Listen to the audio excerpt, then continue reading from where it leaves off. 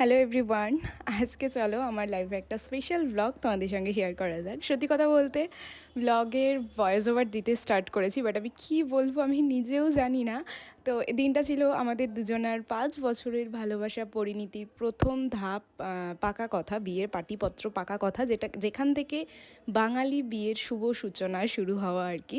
তো এখানে ফার্স্টেই তোমরা দেখলে, অ্যান্ড বিশ্বাস করবে না আমি যখন ঢুকেছিলাম আমি কীভাবে নার্ভাস ফিল হয়েছিল আমার মধ্যে, মানে আমার অদ্ভুত হাত পা ঘামছিল, কাঁপছিল। আমি আমার ফিলিংসটা জাস্ট বলে বোঝাতে পারবো না, কারণ আজকে এই জায়গাটায় আসতে গিয়ে অনেক মানুষের অনেক অভিশাপ, সামনে ভালো কথা পেছনে খারাপ কথা, আমাদের নিয়ে কন্ট্রোভার্সি, মানে এই জিনিসগুলো অনেক অনেক শুনেছি, সহ্য করেছি, দেখেছি, সয়েছি, তবে আজকে গিয়ে এই জায়গাটায় আসতে পেরেছি।